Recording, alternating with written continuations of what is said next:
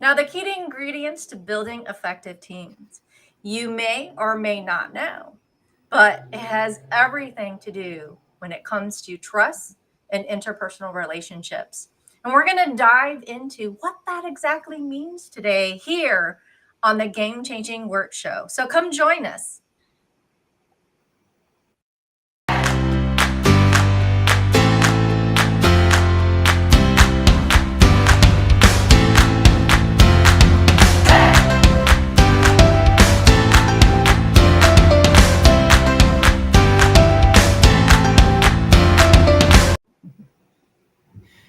Welcome. It's been a while since we've had a show, Roxana, and so I'm excited.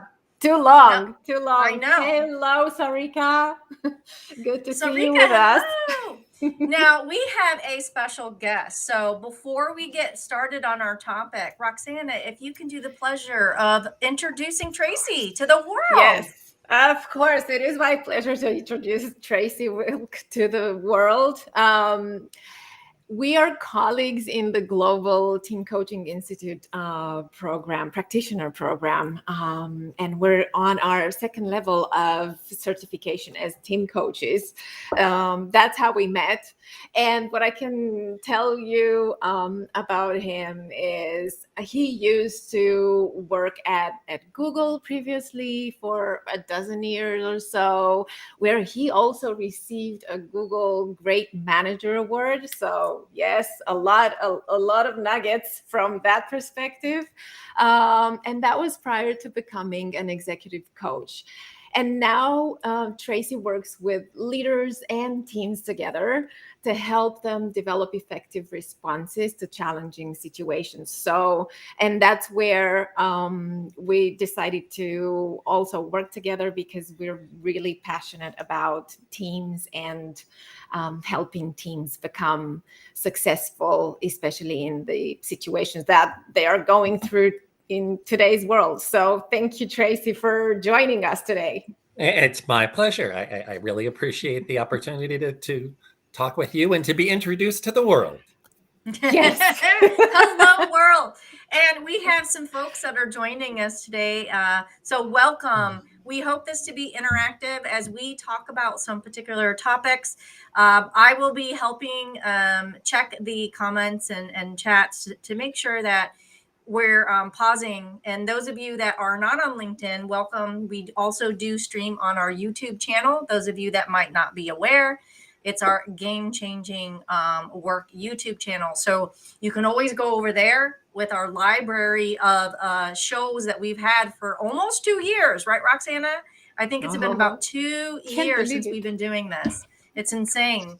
So without further ado, let's get started on our topic. And which one of you would like to kick us off? Well, let's start with the first topic in this recipe, the first ingredient in this recipe, and you already kind of introduced it, and it was the interpersonal relationships and building trust. And I'd like to ask the two of you, what do you think about building trust, and why is that important when we talk about teams, effective teams, the dream teams that we're talking about today? What does that mean to you? What does building trust mean to you? Well, I guess I'll speak up. Building trust to me, I guess the first association that I make with that, and maybe it's an easy one, but the first association I make with that is psychological safety. So being in an environment where I feel like my management, my colleagues have my back, I can learn and make mistakes. I can express my opinion fully and not be critiqued for it. I can get a commitment from my management about what I might do, and if I follow through with that and it proves to be in appropriate direction, I get my management support that they had endorsed that. or from a team standpoint, actually, whether I'm a manager or I'm a staff person, people see me as doing what I say I'm going to do, and that's really a reputation that I cared about over the course of my career. I love where you were going with that, Tracy. I think just expand on it, and hate to repeat, but you said some really good things. Is when it comes to our value systems and beliefs in individuals, some of us hold certain things that we held high, and that could trigger us to feel like it's more in a threat or a rewarding stage. And so the more that we know about each other, and I would say even within ourselves, we would know what's going to actually trigger us, right? Either threat or reward. And so when it comes to trust and psychological safety with me, is trusting that we actually know what is important to us and what we value and believe. And if we feel that that trust is broken because we're not honored based on our beliefs and values, that can sever the whatever environment we're in. So it can be environment in the teams that we're working. It could be just two people working together, or even the entire company. And so then we start to balance the scale of judging of how much can I actually retain and withhold these such feelings if I don't feel like I'm being valued in the things that I believe as an individual. And that's that I'm going to say, should I stay or should I go? Right. I can start singing that song. And so there's things that attract people to organizations. And when we talk about effective teaming, right, there's a lot of things that during interviews, especially with me in the Agile, community, and I would say others are doing this as well, is that you start to interview with the teams that you're going to work with or what may have you. So then you know that there's a culture or gelling, right? Or I know like companies like Atlassian, they actually go through values. You can actually take the quiz before you even go through interviewing process to see if the values align. And so you start to build this this environment of trust in that. And then you have the should I stay when it comes to retention is what are the things that are going to keep me there that got me there in the first place, right? Because I believe that that relationship could change over time. And if you think about like with family members, traditionally, that what we call unconditional love, no matter what happens, we're always going to forgive and forget and be with you because of X, Y, and Z unconditionally. Well, does that also hold true with the people that you work with every day? Are you also going to see them and love them unconditionally too? Yeah, that's a very good question. I think, because and I liked where you kind of took the conversation, because I was talking to some team leaders over the past couple of weeks, and they were mentioning the fact that, hey, it's tough to find the good talent that you want to bring into the organization, into the team.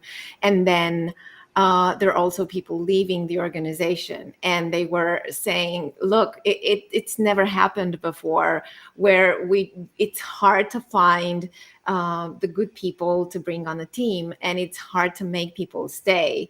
And it was and I liked what you both said, because a lot of what we used to have in our operating environment has changed. So the way that we were doing things has also changed. So we can definitely assume that the way we perceive each other has also changed. And that has an impact on how we build trust individually, and how that trust brings the psychological safety at the team level. And they were saying, look, why is this happening? What's going on?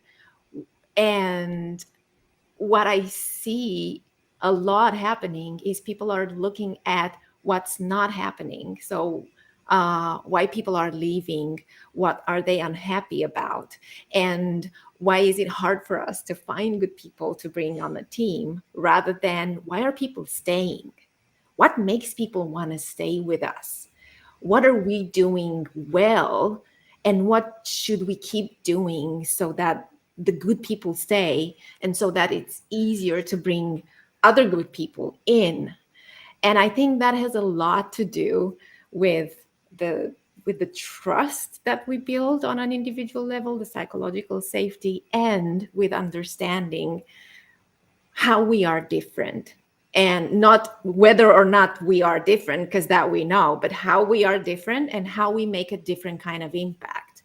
So You know, and I put the talking little about nudge this, there because yeah, it was so right to exactly. put it in, which one of our areas that our focus was to talk about how teams can understand their collective strengths, weaknesses, and blind spots. So I thought that was fitting because we were leading into it Perfect. about Yes. individuals. So what say the two of you on this one?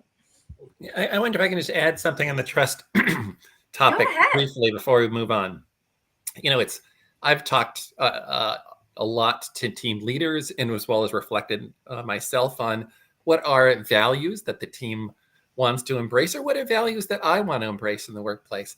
And as I think about it, I think trust it encapsulates a bunch of other really objectives that I wanted to have for myself or for the team. So trust can mean you're reliable, or I'm reliable. And so if we expect other people, if I've promised something to someone else, or someone on my team has promised something to me, I can trust that that's going to happen. And that's really important from a team perspective. Or if, as I talked about earlier, if I go off and I take a risk and I go astray, I have trust that people are going to support me. Or if I need support and the work is going fine, but I need support, I can trust that people will back me up. And so that, I think that one term really encapsulates the kind of team that I certainly tried to build and maintain over the course of time. So we can think a lot about lots of values, but I actually think that one term is really a great one to embrace. Just sharing this, Austin says good people doesn't always mean high performers. More often they don't hold back in teams. Mm-hmm. So there's a lot of thoughts when it comes to this subject, and expanding on, just to make sure that we cover the points that we promised that we would, is understanding collective strengths and weaknesses and blind spots. Now, those of you that have watched us through the course of the years, Roxana and I talk about the ability to measure impact energy. We don't necessarily really focus on weaknesses. I know that that's something that we always say, focus on the strengths and where people want to put their energy. And the blind spots might be because that dominant energy might be getting them focused in areas that they might not necessarily see. We can have a whole topic around that. But speaking plainly, anybody want to kick us off on any thoughts around this subject? I can comment. If you don't go mind. Ahead. Yeah. Go ahead, Tracy. Sure. So I want to maybe disagree with you a little bit about focusing on weaknesses and blind spots. And I don't mean that we should dwell on them, but there's certain fundamental skills that we need to have to do our job competently at all. And to the degree that we are not at least average on those, we're going to fail. So if there are certain weaknesses that are just core to the way a team works or core to the way your own job works, you can't ignore that. True. Well, that's one passing comment on weaknesses. How can teams understand their collective strengths, weaknesses, and blind spots? One question is, do they have any process for reflecting on how they've done? Or do they just plow on to the next thing and the next thing and the next thing? And so building in some process for going back and looking at what you promised or what you built and what went well and what went poorly is really critical to ensuring that you're learning. Yeah, I'd say with the weaknesses, it's a great opportunity for self-reflection. Those of you that know, I'm a big fan of following Marcus Buckingham, and he does a lot of research on human capital management. And in right now, his book, the real popular one is Love Plus Work. And he talks about 20% of the tasks that you do every day is what you love. So if we were in a situation that we are understanding areas of where we can improve. Is it improving on a strength or looking at particular weaknesses? It's an area for us to get real if it's an area we want to grow and develop in. So what do I mean by that is if someone says, okay, you have a weakness in a skill, but if I was to self-reflect and it's the job that I have that I'm really not happy, even 20% of the tasks that I do, I don't love, should I spend my energy on improving on that versus something else? And so when I think about weaknesses, I guess where I come is making sure it's something well worth doing that is mind, body, and spirit in relation also to the career that you actually want. I see a lot of times when we are in jobs that we aren't truly satisfied, we'll start focusing on improving in a skill set that really doesn't energize us. And where does that leave us at the end of the day, right? Unfulfilled. And that's where you see this great resonance happening because they focused on doing things they really didn't want to do in life as a career. And also, I think the organization's focused on that. Now, I cannot stop wearing my learning and development hat, but this is what we've been doing all along, right? I mean, we hire people for the stuff that they bring, for their strengths, for their skills, for everything that they bring for the role. And then we develop them based on the weaknesses that we look at. And here's where you don't perform well. Here's what you need to improve. Here's what you need to work on. And we still are looking to reward them based on their strengths. But by the time that they get that reward, they kind of also feel a little bit insecure because we've kept telling them, these are your weaknesses and you still need to improve at this and this and that. It's fascinating to me how we've been doing that for years and years. It started in grade school. And the school systems do that based on grading. And that reminds me of that quote. If we keep judging the fish by its ability to fly, it will end up feeling stupid all of its life. And basically, this is what we've been doing. And instead of understanding, and when we look collectively, when we look at a team, right, we agree people on that team, they're brought into that team because they have different strengths, because they have a different set of skills, because they're all different. And what we're trying to do is align them, but we're not aligning them to the purpose, to the direction, to the why. We're aligning them to the kind of way of being. This is how you're supposed to be versus this is how you're supposed to do things. There's this basic difference because we cannot be hiring based on skills and judging based on personality. And this is where I have a problem. We cannot bring personality into the promotion process, into measuring people, into rewarding them, into helping them understand how they contribute. This kind of goes into that whole diversity. We think of diversity always ends up being something that is more like a gender thing or going down that avenue. But for me, it's diversity of thinking and ways of acting. We don't want necessarily alike. We want diversity in the way that we approach things. And so when everyone comes together, they have all this different diversity that when we converge into a common goal and particular outcomes that we want to achieve, that allows everyone the ability to shine. And that's where I love, Tracy, when you talked about the weaknesses. We all want attention in the world, right? There's the negative or positive when it comes to feedback. We know based on science that positive feedback, right, is more rewarding than negative feedback. But we do know by science, and channeling Marcus here, is that we all crave attention.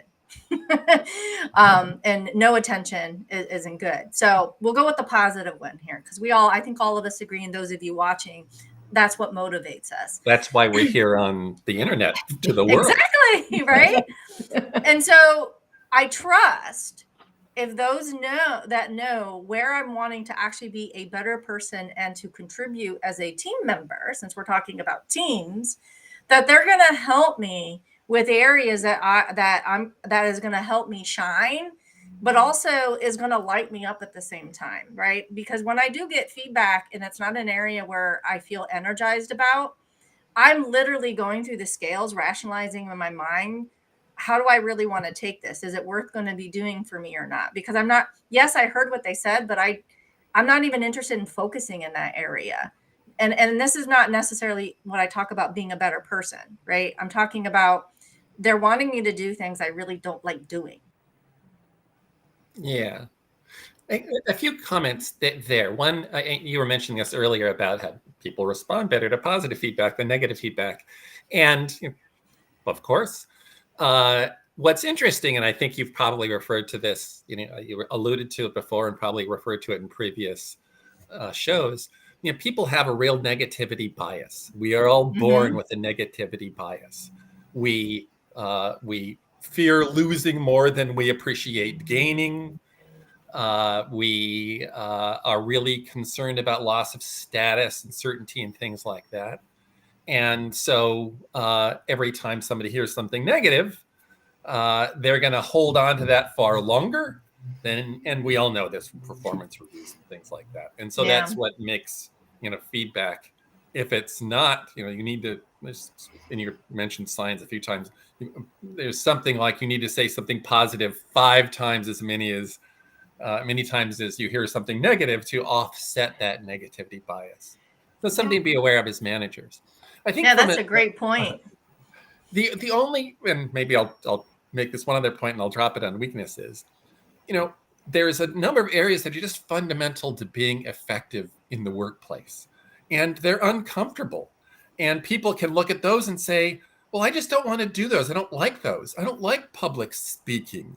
I don't like working with numbers.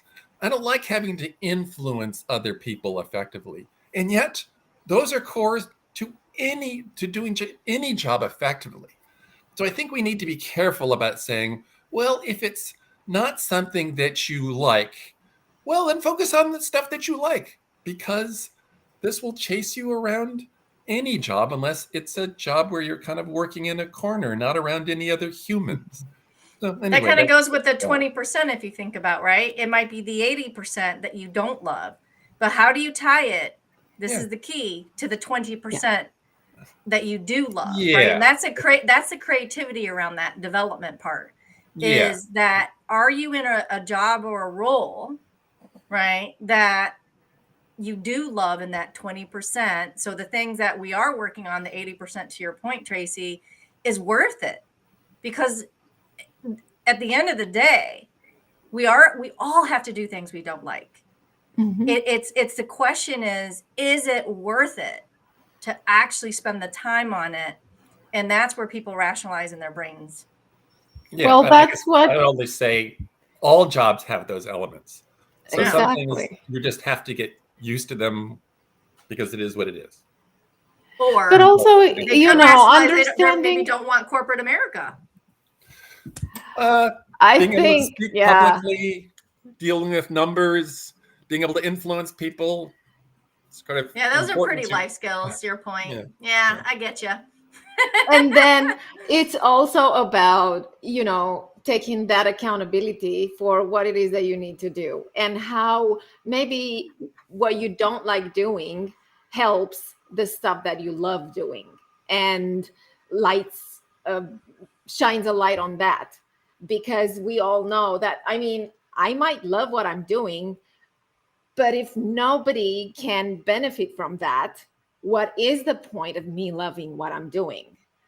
That's that sort of contribution to the world, right? Because we're talking to the world here.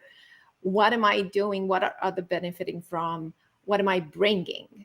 And how am I bringing it to the world? Like, if I cannot communicate, obviously, it's not going to work. And how we communicate and how we are able or not to manage conflict. And the two of you talked about feedback, and I'm so, whenever I talk about managing conflict, it all starts with feedback, with actually preventing conflict, because if we give feedback regularly and timely, that's when we actually prevent a lot of conflicts from happening. And that is what also builds trust. Because if I trust you that you're going to tell me the good when it's good and the bad when it's bad, that is, and constantly, when I'm not going to be surprised that you don't like how it's working, that you need some kind of change in the way we work, when I can count on you to do that, that's when we build trust. And that's when at a team level, we have that psychological safety. So for me, feedback to manage conflict, that's it. So getting into how teams can build their capacity to manage conflict and support each other is a great segue as what you've already started, Roxana. Now, I think this is probably the biggest challenge that most people have when it comes to effective teaming, since that's our topic for today. What say you, Tracy, on this part of building capacity to manage conflict and supporting each other? What are your thoughts around this, or maybe tips? Well, and maybe this gets a little bit back to reflecting on how things went, whether they, can you learn both in what you did right or wrong from a process perspective, or can you learn what could have gone better from an interpersonal perspective? So, reflecting on relationships. And part of how you might be able to manage conflict is to learn each other's styles. So you may or may not have heard of various models that talk about conflict styles. People who like to avoid it, or who like to be competitive all of the time. So spending a bit of time with the team trying to help each other and help themselves understand what their default styles are, and to ideally, in the midst of a conflict, kind of point that out and say, well, wait a minute. I know that you always like to compete. Are we competing here? Are you just trying to win this conversation? I love that. Conflict styles. How many of you out there that are watching us right now, have you ever gone through that activity, either as for yourself or with your teams, to understand the different conflict styles? I love that, because I'm curious of how many people have tried it. And if you have, can you share in the chat how that's worked for your team? Just curious. And I love what Austin said here. Sorry, just when it comes to the capacity to manage conflict, because I think this is exactly what it is. And that's why, like, when I talk about feedback, I call it healthy food for healthy relationships, because you don't want to feed your relationships junk food. And it's exactly this, like, you gotta eat your veggies. Maybe you don't like them, but you need them. Yeah, that's a great analogy. Whether it's for a conflict, or it's, I need to learn how to how to crunch numbers. Yeah. I don't like to do that, but it's good for me. Yeah, and I wanted to also put out, Sarika had mentioned this a while back, and strengths lies in differences, not in similarities. I thought that was Tracy, interesting. you were mentioning the tool. Oh, I'm sorry. The conflict management methodology. One of them is called the Thomas Kilmann instrument. Thomas, Kilman, or NN instrument. It's well worth looking up. And it identifies 5 different conflict styles, and is worth using with your team to figure out kind of where everybody lands, and give everybody a sense of, what are the other styles that I possibly could have, and what's the approach I'd like to take in this particular instance. And so that is one tool, and I love using it with teams, because it really helps everybody understand how can we work on conflict together, and build on these differences. Another thing that we need to be mindful when we talk about conflict in a team is the difference between relationship conflict and task conflict, and look at it, what kind of conflict do we have? Is it that maybe I don't like the way we're doing things, the way that we're addressing an issue or the way that we're doing the work? Or is it that I just don't like working with you on this project? And the thing is, the longer we postpone addressing the task conflict, the more chances it gets into becoming a relationship conflict. Because if I don't like how you're doing things now and I don't tell you and you keep doing them, I'm going to start notice everything else that I don't like about how you're doing what you're doing. And it's going to become, I'm going to end up resenting you at some point. And that's going to become a relationship conflict. And that's a little bit more tricky to solve for. That's a good I point. love, I'm yeah, sorry, go ahead, Veronica. I would just, and you probably will expand on this, Tracy. I love where you were going, Roxana. Relationship versus, I call it transactional, right? The different types of relationships, because some people either are a combination or rely heavily on one or the other as being important for them. And also it could be a culture thing too. I just wanted to point that out because that's a really great call. Something to keep in mind is conflict is not necessarily bad. Exactly. Having disagreement, this gets to diversity, right? We talk about diversity. Well, you're going to have disagreements from that diversity perspective. So can you have it in a trustful environment? Can you have it in a respectful environment?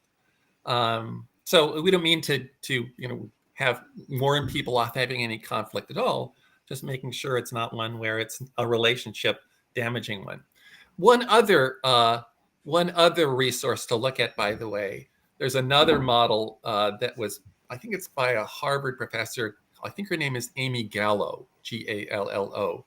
And she talks about whether you are a seeker or you are an avoider, and how you might interact with the person on the other side, all depending on what your style is and what their style is.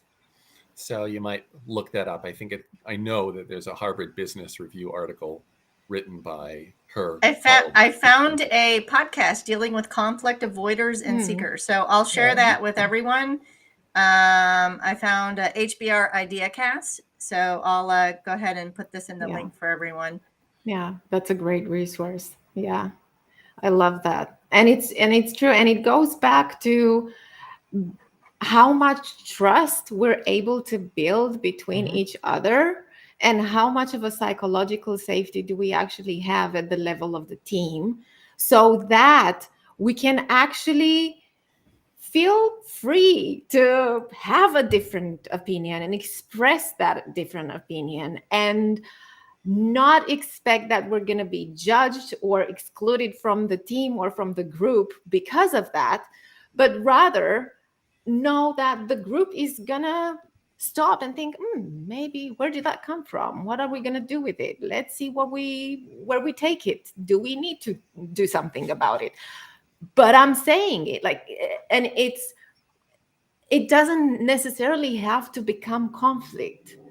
It can be simply a disagreement. It can be simply the fact that maybe 80% of my team thinks differently, but I still have the courage to say, well, I see it from a different perspective, and here it is.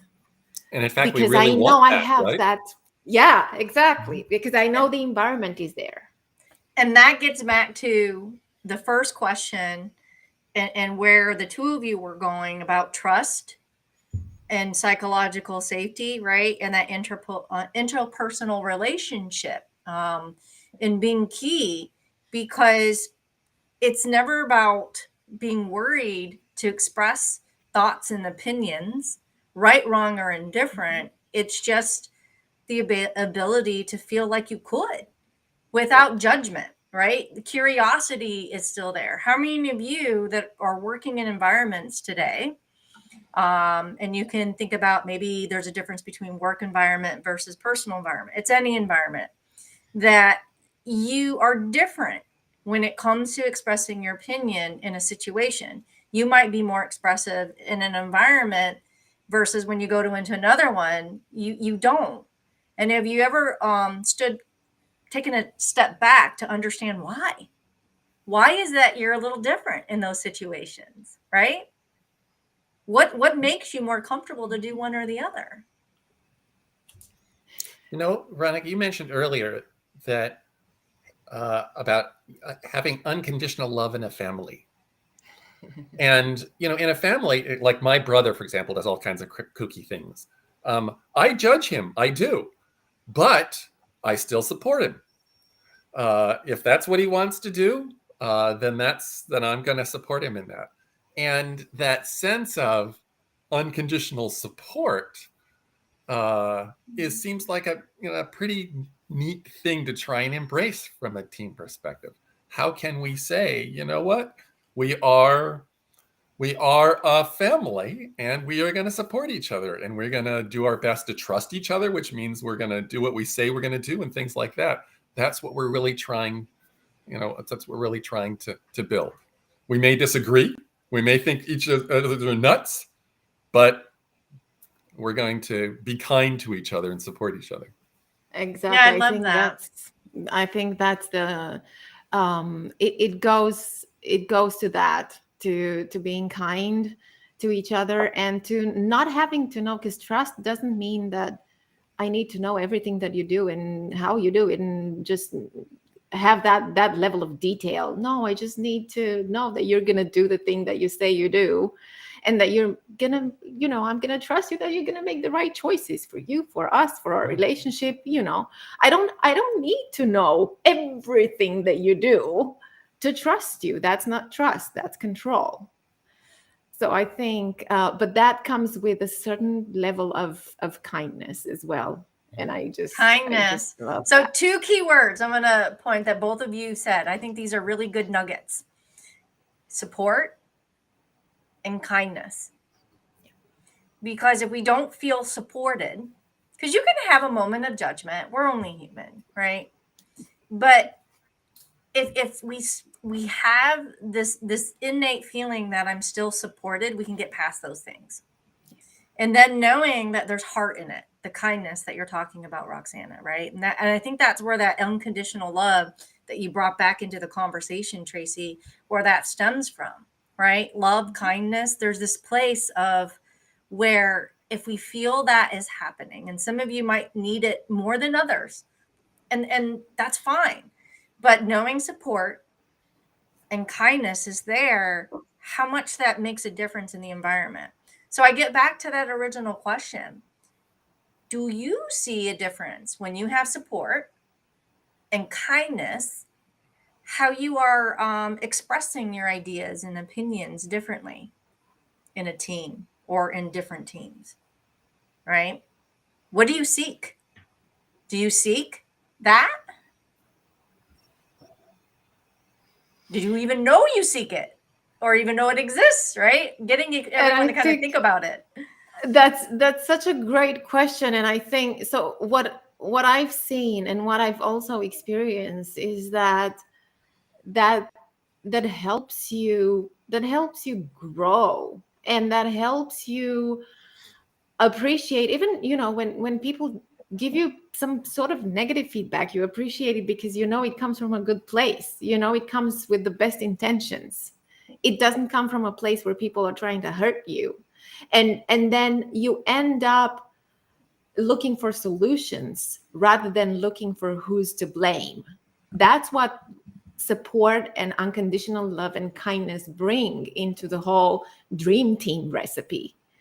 It brings that solution oriented. So what are we going to do now? I mean, yeah, it's bad. It's really bad. Yes, I've made a mistake. I own it. What are we going to do now? That's what it brings. That's what I've seen all of this mix bringing into a team. What about you, Tracy? Tracy, I'm going to add an additional question here because I'm very curious of your thoughts, and Roxana, please double back on it. Is what, when people are new on a team or getting together and they're not really sure the intent of another individual, how like when sometimes the language is spoken or what people are saying, can you add some tips on how to actually close that gap? Because I'm sure a lot of people are like, well, I want to trust them, I want to believe them, but I don't know them well enough yet to really understand, is it good intent? Or are they just being, funny at the moment? Yeah. You know, um, I think that I think that perhaps the best way to address that, off the top of my head, is to be sure that you've established some team values Mhm. that you expect everyone to follow, that people get rewarded for following, that people get called out if they're not following, and they are consistent with building that trust and building the kinds of expectations that that new people on the team can that will give them a greater sense of comfort as they join the team. I think that makes it that much likelier that whoever they might turn to, those people know what the expectations are for Mhm. proper relationship engagement on the team. Yeah. Yeah, And I think you wanted have to to share what trust Wade the said. process. You have to Yeah. trust the process of hiring those people as well. I mean, right? We're hiring them because they fit the culture of the team. That is Well, the yeah, and I trust think that culture, if you establish some values, that helps you Exactly. to build the It, trust. yes. So Wade, like what you said, Tracy, and where he thinks exploring loving in other corporate work. No, this sounds radical, but you hit it on the nail on the head. So we need to experiment with loving our coworkers, even when it's difficult, killing the egos. Thanks, Yeah. Wade, for that. It's hard. I don't know. Depends on I think if you talk about killing the ego, that's going to be tough in some industries. But having that awareness that we were talking about, becoming more aware of how you operate and why you operate like that. A lot of emotional intelligence, right? At the individual and team level. So I know we're Right. running over in time here, so I'm trying to get us to do maybe the two of you, if you quickly sum up, because I think this is important. You didn't really hit on this subject, and I don't want to miss it. I'm okay for a couple minutes over on this one, because this one I think is important, is that ongoing self-team coaching, how important it is to keep that momentum forward. And then we'll close up our conversation today, if that's okay with the two of you. Tracy, So what go say ahead. the two of Please, you on go this ahead. one? I'm gonna say that we've really been focusing on relationships in today's conversation, and we want to make sure that from everyone's perspective, in our view, it's not just relationships that make for a great team as well. There's all kinds of other things that make for a highly effective team as well, whether it's learning we sort of alluded to, or it's purpose, or it's the processes that you put together.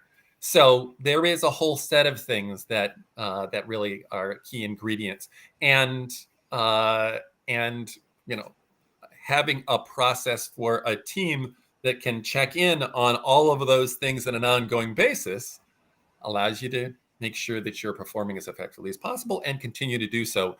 And that is my long way of saying that's why ongoing self-team coaching is important. Awesome. And Roxana, what say you as we conclude our talk for today?